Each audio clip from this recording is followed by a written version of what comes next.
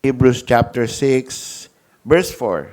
This is a most difficult group of verses because it seems to talk about losing salvation.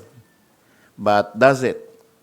For it is impossible for those who were once enlightened and have tasted of the heavenly gift and were made partakers of the Holy Ghost and have tasted the good word of God and the powers of the world to come, if they shall fall away, to renew them again unto repentance, seeing they crucify to themselves the Son of God afresh and put him to an open shame. Maybe this will be a two-part sermon, maybe, because it's a very difficult group of verses na pinapakita sa atin na mayroong possibility na may mga tao who will fall away. And sana po walang mag-fall away sa atin, kahit sino sa atin. Sabi kasi dito, if they shall fall away. So it is a hypothetical. It is not really something that is possible para sa mga tunay na ligtas. Subalit, ganun pa man, pwede rin nating i-preach para tayo ay mag-ingat. Tayo ba ay nasa Panginoon na? And ang sabi po rito, merong bagay na hindi maaaring mangyari. It is impossible. So, what is possible and what is impossible? Kailangan maintindihan natin itong verses na to. And so first of all, to attack this doctrine, sabi rito kasi sa verse 1, no? Leaving the principles of the doctrine of Christ. Yung mga basic na dapat kabisado na natin. Pero lagi nating pinag-uusapan. So dapat sana ay pwede na tayong pumunta sa next step. Kumbaga, kung may hagdan, nandun ka na sa susunod na bahagdan. No? Hindi na tayo mananatili sa basic. Ano ba yung basic na sinasabi rito? Doctrine of Christ, principles, foundation of repentance from dead works, and of faith toward God. That's basic. Dapat alam natin sa ating sarili kung ano yung repentance, ano yung faith. Kaya nating paliwanag. Ano ba? Tanong mo sa sarili mo. Ano ba repentance? Dapat masasagot mo yon. At masasagot mo yon using the Holy Scriptures. Hindi yung sagot mo lang na, ganito kasi yan. Sa palagay ko lang, di ba, yung mga born again, ganyan mag-usap eh. Pag mag-circle around sila. Ikaw, para sa'yo, ano yung repentance? Para sa akin, ganito yan. Pagsisisi. Ikaw naman. At sabi, pagsisisi. Amen, tama ka. Ikaw naman, ano? Para sa akin, ang repentance, pagtalikod sa dati mong alam. Amen, tama rin yan. Lahat sila tama eh. Kahit ibang kakakontra. No? So, kailangan sa isang scriptural church, sa isang tunay na ligtas, pagka ikaw nagsalita tungkol sa Panginoon, meron kang banal na kasulatan na kaakibat. Hindi yung opinion mo lang. Ito po ang sinabi. Yan. So, that is how you talk. That is how SGBCI talks. Kagaya nung lagi nila akong inaano, no? Ano yan? Shorts. Anong tag doon? Pastor Reacts. Oh. So, merong on the spot, merong isang tao na magtuturo. Tapos, magre-react yung pastor. Hindi pwedeng sinabi, ay, mali yan. Basta mali yan. Para sa akin, mali yan. Okay na, react na ako. Hindi, syempre sasabihin mo, bakit mali? At anong basihan mo, bakit mali? That is how you should react. Hindi yung makamali ka lang.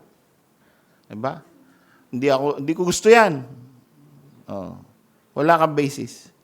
So, sabi, leaving the doctrines and not laying again the foundation of repentance from dead works and of faith toward God, of the doctrine of baptisms, and of laying on of hands, and of resurrection of the dead, and of eternal judgment, and this will we do if God permit. So, ano yung sabing, this will we do if God permit, pero let's leave it for now. Parang isang, ayan o, kita niyo to. Parang isang, increasing na cone. You start with a small knowledge, small doctrine, basic doctrine, and then you progress. The circle is ever widening.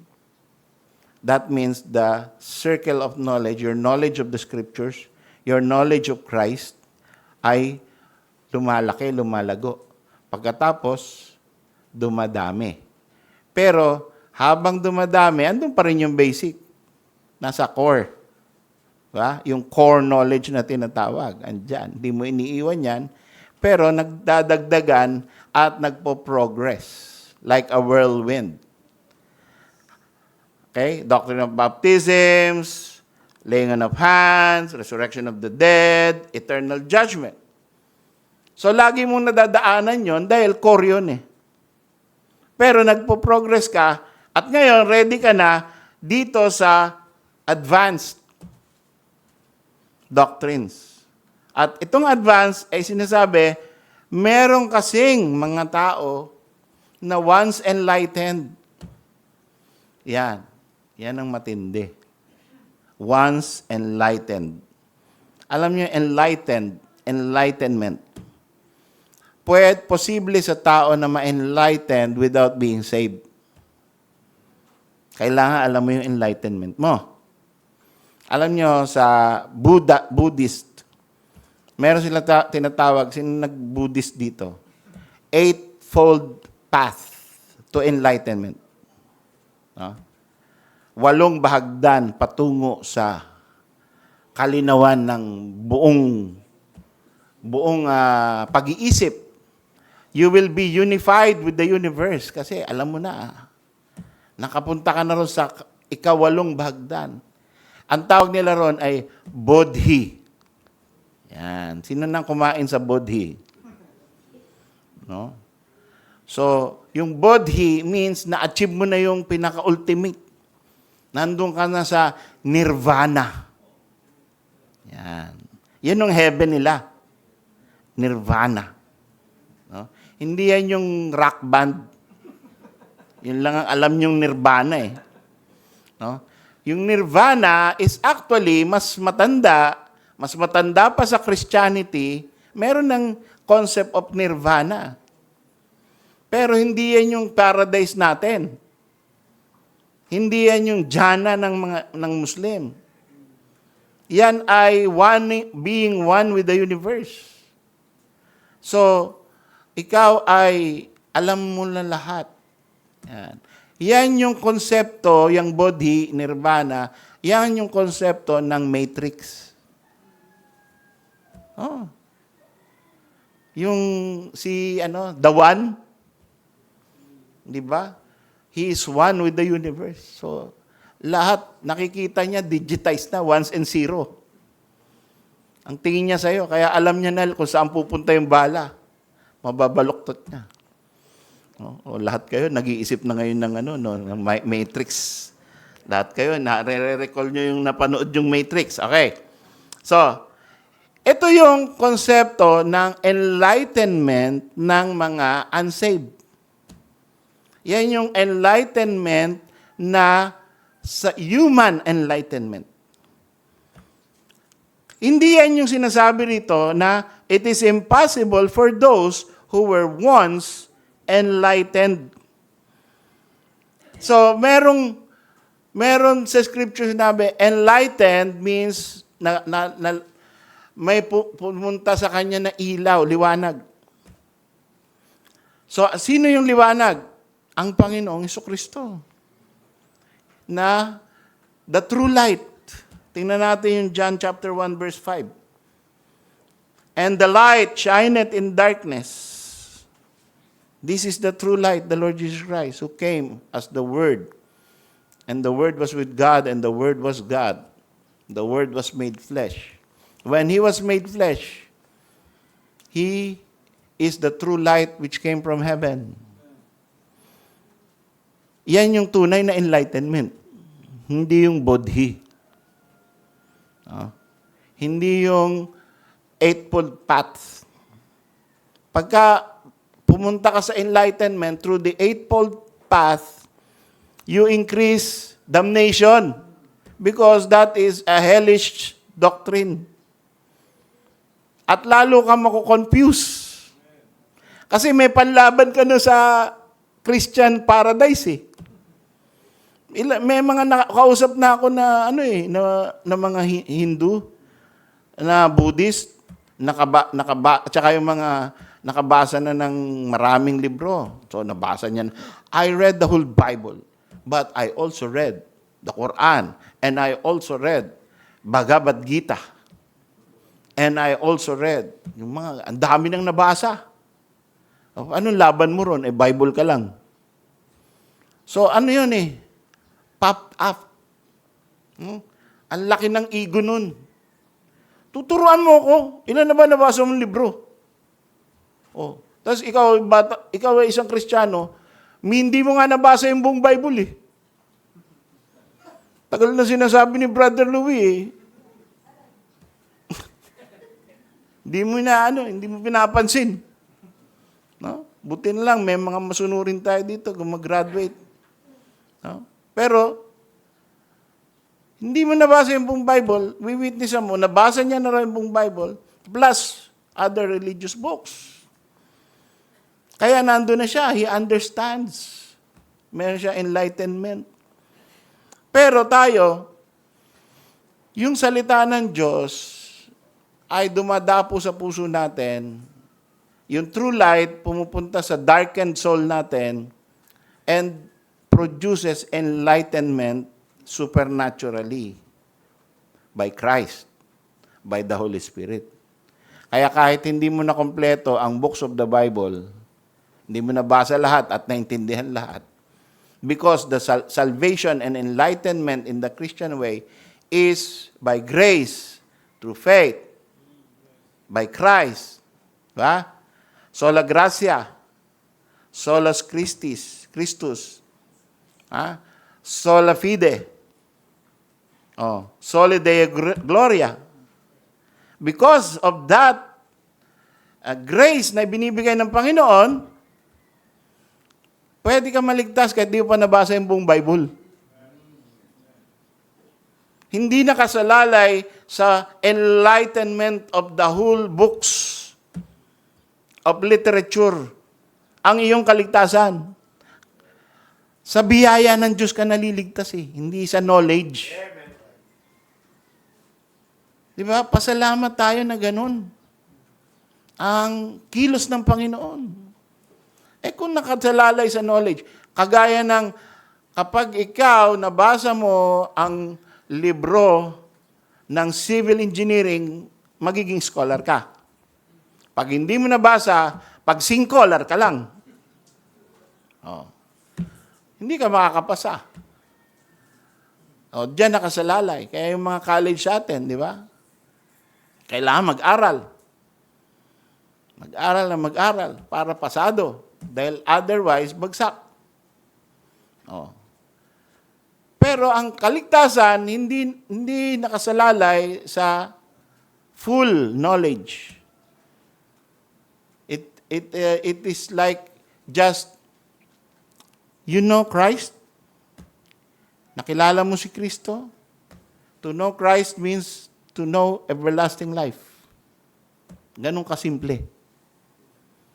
The person and work of Christ is the gospel. That is enough. Christ alone. Sabi ni Paul, I determine to know do not know anything about you except Christ and Him crucified. Simple. Of course, ang tunay na Christian, ang tunay na may Kristo sa puso, ang tunay na may Holy Spirit dahil niligtas na siya, will grow in the grace and the knowledge of our Lord and Savior Jesus Christ. Are you growing? Yes. That is the fruit of salvation. Ang tawag dyan, things that accompany salvation. It is a package deal. It starts small, but it's like a seed that grows. So, napapansin ba natin ang sarili natin na lumalago sa Panginoon? Pag hindi mo napapansin, delikado yan. Baka, no? Yung mga pamahiin mo noon, hanggang ngayon, pamahiin mo pa rin. Yung mga expression mo noon, yung galing mo noon, ganyan ka pa din. No? Bakit? Wala kang paglago. Tapos sasabihin mo, Pastor, hindi ako lumalago sa church nyo. Ay, sino may kasalanan? Diba? Hindi naman tayo nagpapabaya dito. Oh. So, ang paglago ay kasama, kaakibat ng pagtanim ng tunay na binhi ng salita ng Diyos na binigay sa iyo ng banal na Espiritu. And that is true enlightenment from the light.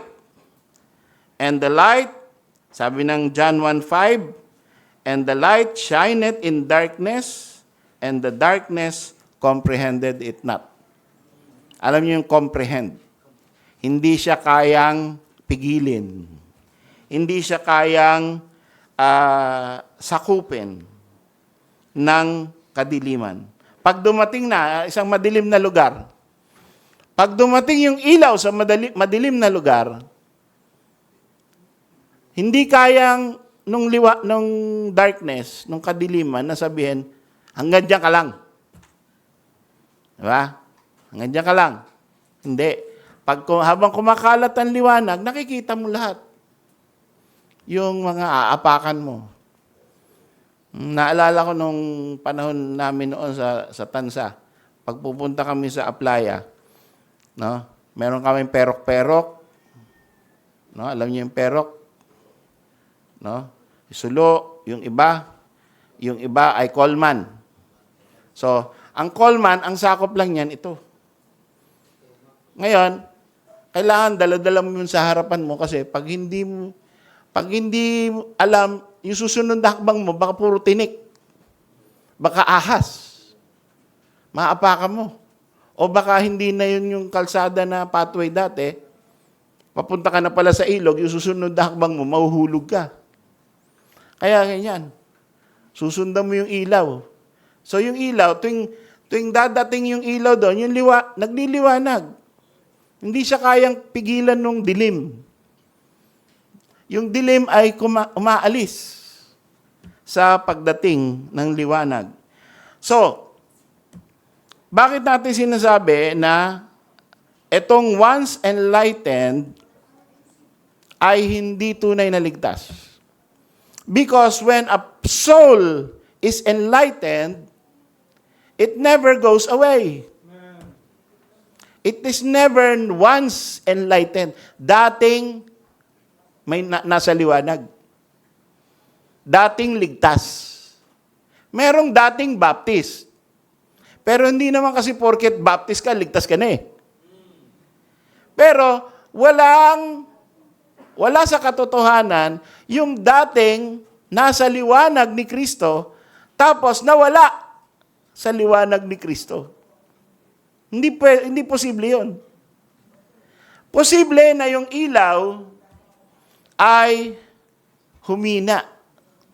No, nung panahon wala pa sa Tansa, wala pang kuryente. No? So magsisindi ka ng kandila o yung tinatawag na nagsusunog ng kilay habang nag-aabakada. 'Di ba? Tuturuan ka ng nanay mo,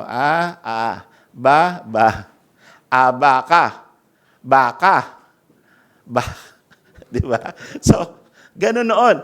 Pag humina na yung kandila o yung perok, yung liwanag, patay na, tulugan na. Di ba? Maigsi na yung kandila, so tulog na. Ngayon, noon dati, 7:00 pa lang, natutulog na kami. Ngayon, 1:00, gising pa yung mga bata eh. 7:00, tulog na kasi meron ng toko. Ayaw mo na lumabas. Toko. Pagdating ng 4:00, gising na yung mga tao, nagkikilos na. No? Ganun ang buhay noon. So yung liwanag, pag wala ng liwanag, yung dilim, babalik. Di ba? Pero yung liwanag ni Kristo, hindi dumidilim. Hindi namamatay. Jesus is always there. Jesus never fails. Oh. So, kung ikaw ay tunay na kay Jesus at si Jesus ay nasa iyo, lagi kang nasa liwanag. At dahil ang liwanag ni Kristo ay hindi mapupundi, hindi mawawala, you can never be called once enlightened. Dating nasa liwanag. Di ba? Pwede kang dating sige-sige, dating Sputnik, dating durugista. Pero hindi ka pwedeng dating Kristiyano na totoo.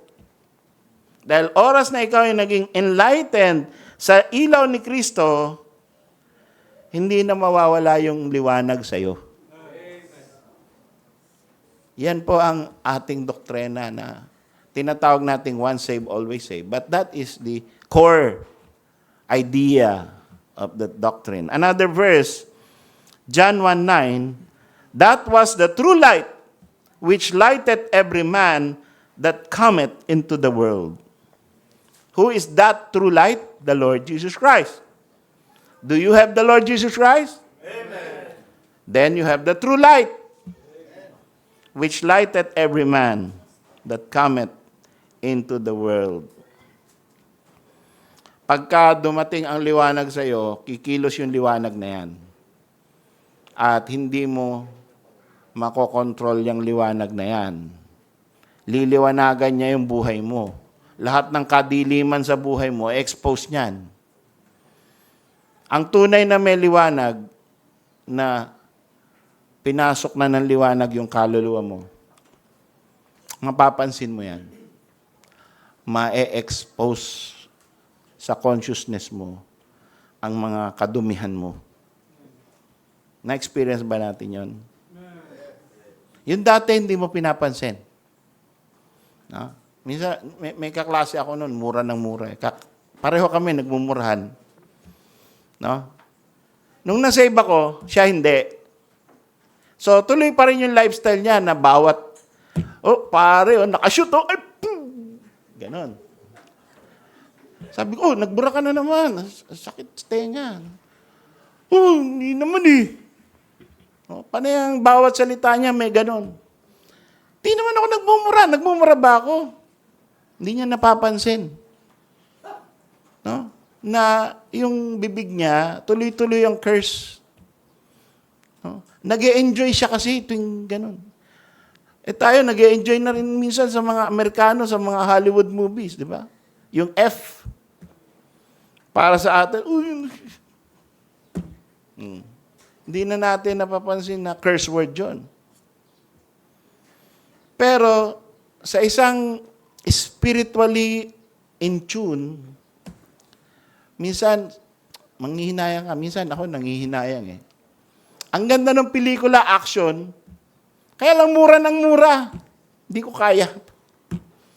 Pambira yung action ko, no? Magpapalit ng channel.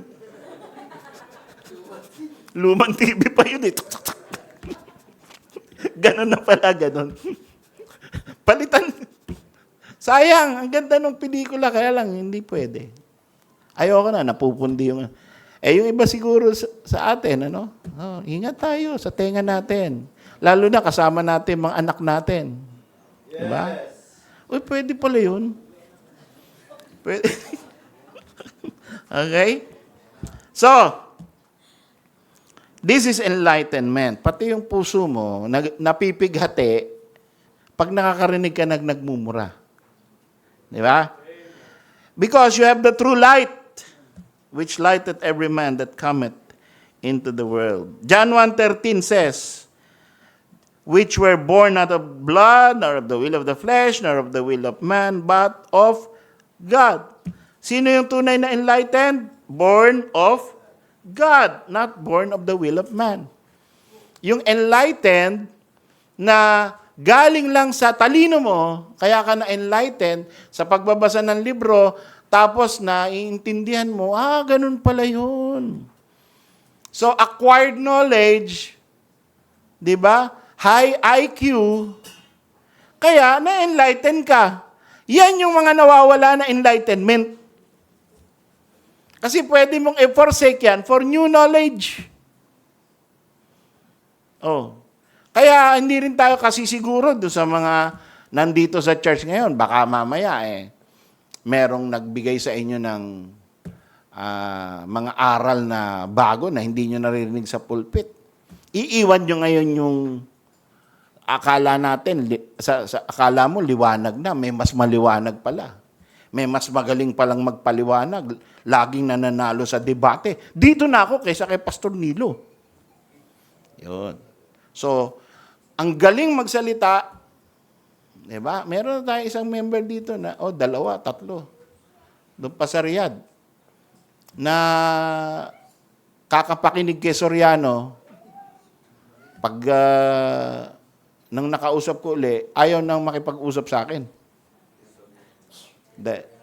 Pastor, ano ka mali yung aral mo ganun. Sige nga. Bigay mo nga sa akin yung mga natutunan mo. Ang problema, mag-uusap kami. Okay? Akala niya nandun na siya sa mas katotohanan, mas enlightenment. Mag-uusap kami. Sasabihin niya yung mga akala niya, eto na yung banal na kasulatan, eto na. Sasabihin ko sa kanya, itong scripture.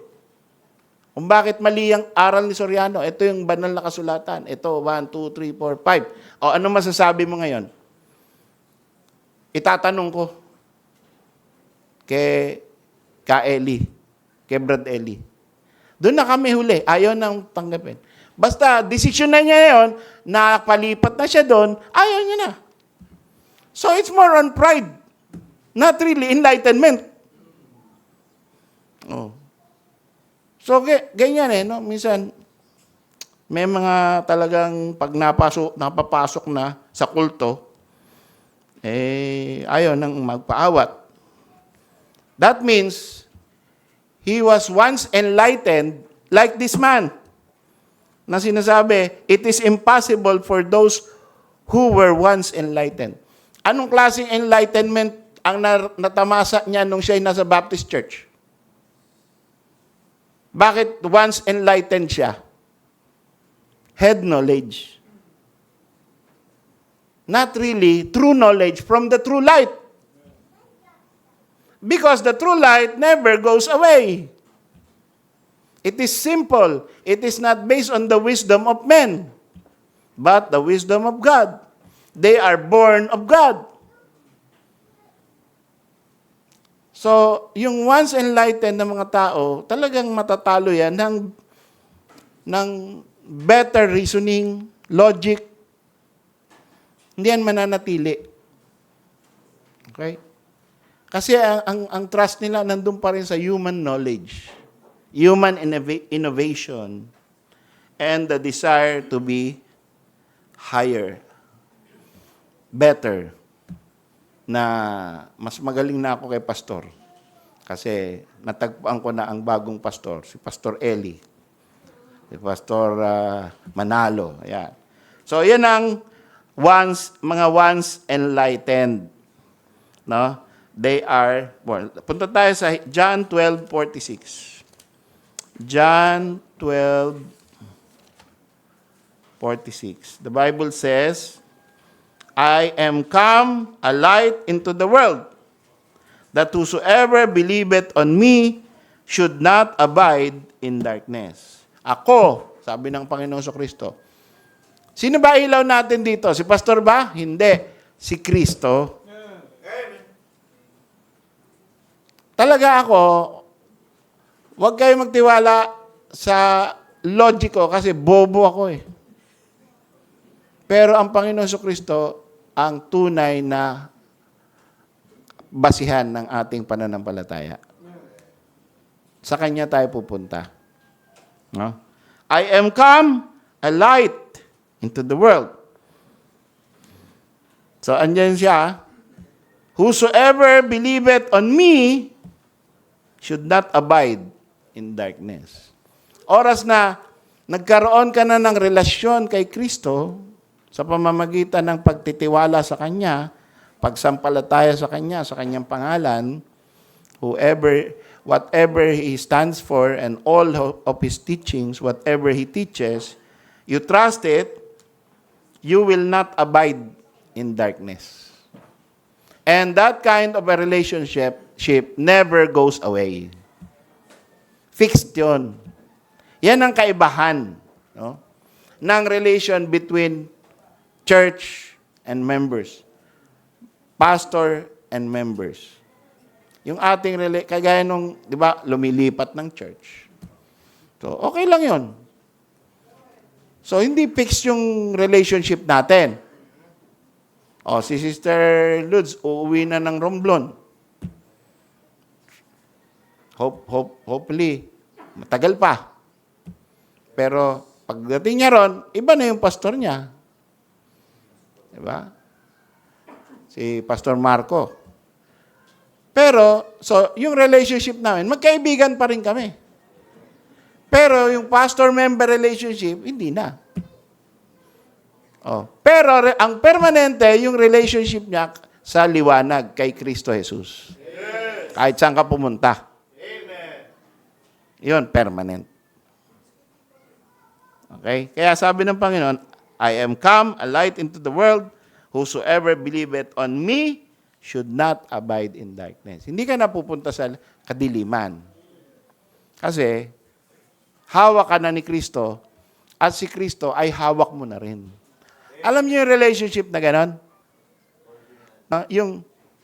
Yung sa babae lalaki, ikaw ay akin, ako ay sa'yo.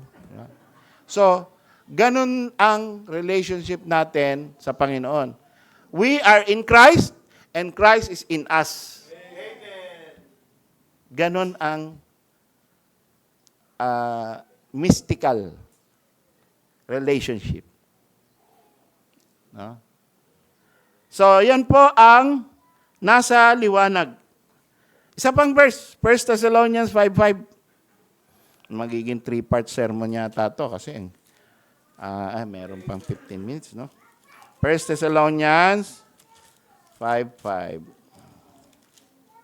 The Bible says, ye are all the children of light.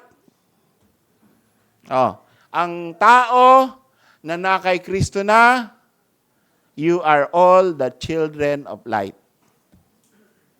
Kapag ka anak ka na ng isang magulang, kahit suwail ka pa, hindi ka pwedeng sabihin na, ay, hindi na kita anak. Sa galit lang yun. Sa ano lang yun. Sa pagtuturing.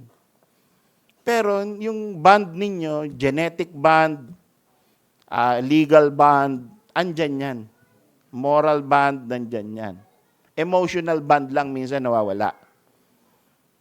So that is the relationship in the flesh, between father and son. And it is also true in spiritual realm. Pag sinabing you are all the children of light, you have transferred from the kingdom of darkness to the kingdom of the light. Na-transfer ka na eh. Walang reverse transfer. Yan ang karakteristik ng kaharian ng kadiliman at kaharian ng liwanag. Ang gagawin na lang ni Satanas, kasi galit siya, bakit ka nag-transfer? Bakit ka umalis sa kaharian ko? No? Aasarin ka na lang niya. Gagawan ka na lang niya ng mga problema para maging unprofitable ka. Gagawaan ka niya ng mga emotional things in your life that makes you susceptible to the lust of the flesh, the lust of the eye, and the pride of life, and the things of this world. Kaya nga sabi ko dun sa Riyadh last Friday, ang isang Kristiyano, merong assignment sa Panginoon. You put off the things concerning this world and you put on Christ. Meron kang huhubarin at meron kang ibibihis. Araw-araw. Nagpapalit ba tayo ng damit? Araw-araw. Minsan ako hindi nagpapalit eh. Pag andyan lang kami naman eh. Sabi ni Keisha, magpalit ka naman. No? So,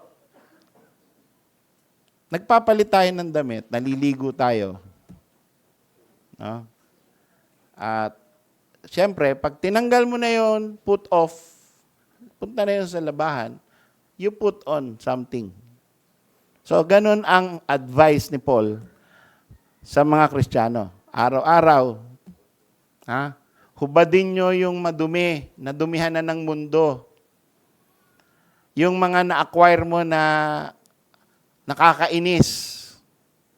Yung na-acquire mo na mga corrupt na suggestions. Yung mga na-acquire mo, yung mga nakita mong hindi pang Kristiyano. Hubarin mo yan. Tapon mo yan. Tapos, put on Christ. Put on the things of the Spirit of God. And be renewed. Diba? Romans 12:1, I beseech you therefore, brethren, by the mercies of God, that you present your bodies a living sacrifice, holy and acceptable unto God, which is your reasonable service. And be not conformed to this world, but be ye transformed by the renewing of your mind, that you may prove that what is that good and acceptable and perfect will of God. Be renewed every day. Sa ulo niyo ba yung verse na yun? Romans 12:1-2? Oh. Masaya kayo. No? Happy are ye if you have memorized these very good verses. Pag hindi nyo memorize, woe unto you. Diba? Sa aba mo na hindi. At saya-saya kaya ng mga memorize yung ganyang verse. Di ba? Eh yun, pagka yun John 3:16, hindi mo pa memorize, hindi mo pa mali-mali pa yung quotation mo. Sa aba mo, kahabag-habag kang SGBCI member. Di ba? John 3:16, hindi mali-mali pa. Naku, wag naman. No? Basahin nyo naman. 10 Commandments, sa uluhin nyo naman. 5 solas, tulip. So, anyway, be enlightened in the true sense of the word. Put on Christ. Put on, let the word of God dwell in you richly. Okay. So, yan po ang enlightened. Kaya yung once enlightened, hindi totoong saved. Pagka sinabi ng Hebrews chapter 6 verse 4, for it is impossible for them who were once enlightened. Once enlightened, hindi saved yan. Kasi nawala yung enlightenment eh. Ang tunay na saved, hindi maalis ang enlightenment. Maaring suppressed, pero enlightened pa rin. In Christ pa rin siya. Maaring depressed, maaring hidden. Kaya nga sabi ng Panginoon, let your light so shine before men. Kasi minsan, you put it under a bushel. Di ba? tinatago mo yung liwanag eh. Kaya hindi makapag-influence ng tao, pati ikaw, pati pamilya mo, hindi mo maimpluwensyahan tungo sa kaliwanagan. Bakit? Kasi nakatago. Nahihiya ka na mag-praise the Lord sa harap ng asawa mo, ng anak mo, ng kapitbahay mo. Hindi ka makapag-open up. At hindi ka makapag-share. So, conclusion, a saved man is an enlightened man. And a once enlightened man has never been saved. Pag sinabing once enlightened, hindi totoong na-save yan. Number 2, for it is impossible for them who were once enlightened and have tasted of the heavenly gift. Ano naman tong tasting of the heavenly gifts? Ano ba yung heavenly gifts? An unsaved man is a man who has once tasted the heavenly gifts, and then later on, cast those gifts away as if they are of no value. Nakalasa ka na ng magagandang bagay mula sa kalangitan. Nalasahan mo na.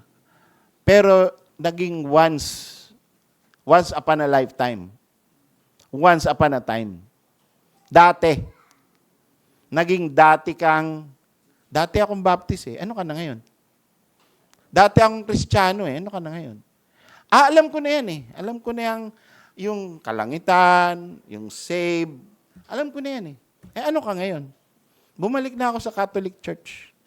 By works, Mary. Mas okay eh. Pwede kang hindi sumimba. Mangurus ka lang, pag napadaan ka sa altar, kukrus ka lang ng 3 beses, okay na. Walang nagagalit na pastor. Magtitiri ka lang ng kandila, papahid ka lang doon sa kuko, nung nakahigang purkuro. Sasama ka lang sa karakol, tapos kakain ka na ng fiesta meal. Religion na yun. Diba? Tapos minsan, mga after 2 years, 3 years, mangumpisal ka, tanggal na lahat yung mga binyal sin mo. Ang daling maging Katoliko eh. So, yung nalasahan ko na lahat yan eh, yung pagiging Baptist. Alam ko na yan, yung mga sinasabi nyo. Kaya wag mo na akong sharean. They have once tasted the heavenly gifts, but later on cast the gifts away. Na sabi niya, hindi totoo yung magtuwala ka lang kay Kristo, ligtas ka na. Hindi pala totoo yun eh. Alam ko na yun eh. Yun. So, they are of no value.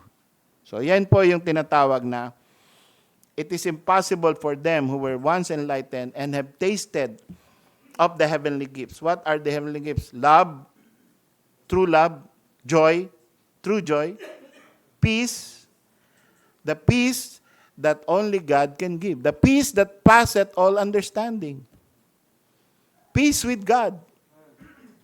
Yan yung peace na binibigay na yan as a heavenly gift. Yung peace kasi na ganito lang, peace man. Durug ka lang nun. Nakatira ka lang ng marijuana. Wow, heaven, no? Heavenly gift eh, oh. Oh, heaven, oh. Uy, I believe I can fly. Nandun ka sa tuktok ng building. I believe I can fly. Putok ang ulo. Tumalon eh. Bangag eh. Butin lang, hindi ako nakaranas nun. Pero yung mga kaibigan ko, na talaga, yung 120cc, no? Cup syrup.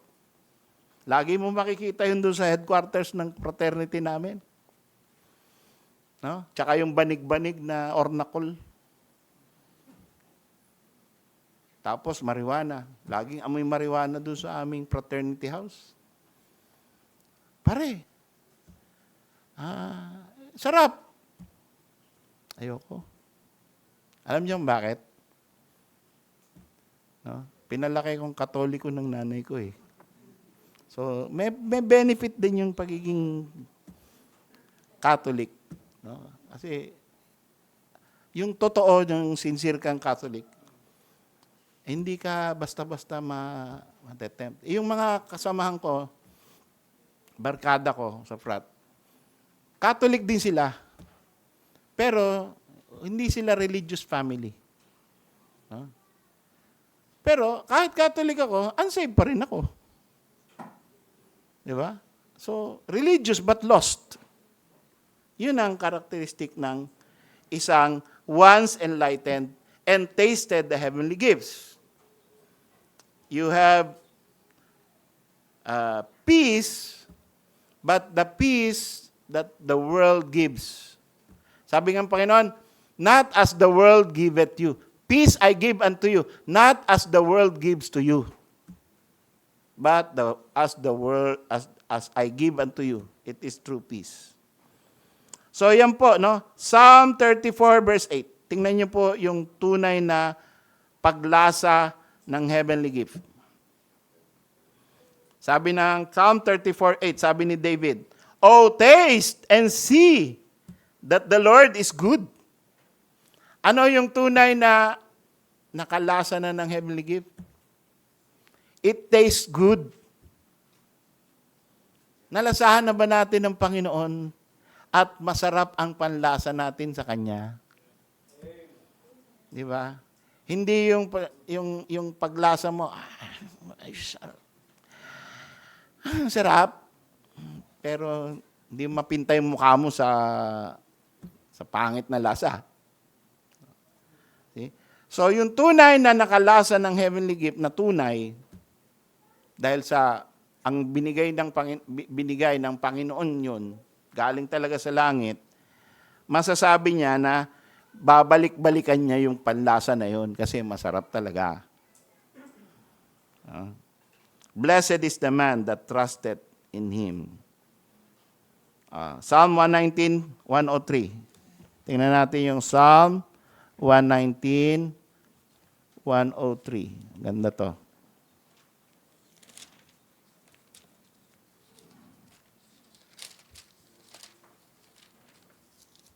The Bible says,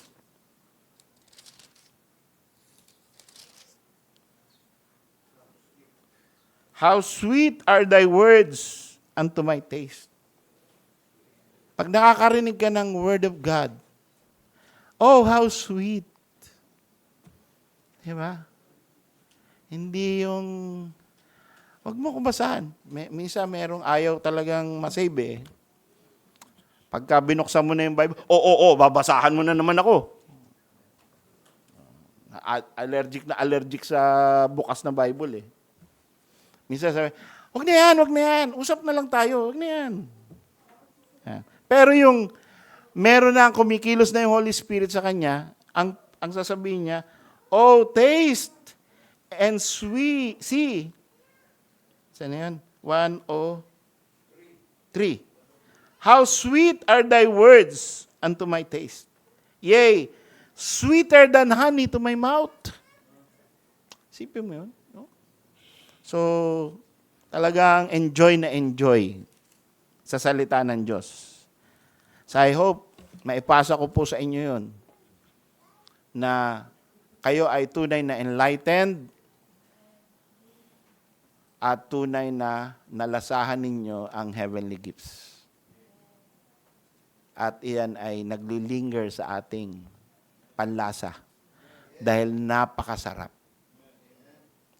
ang panlasa ng tao na binigyan na ng new heart. Mga kapatid, an unsaved man tries to taste the heavenly gifts. He likes it for a while, but he goes back to the tasty vomit of this world. But a saved man savors the taste of the Word of God.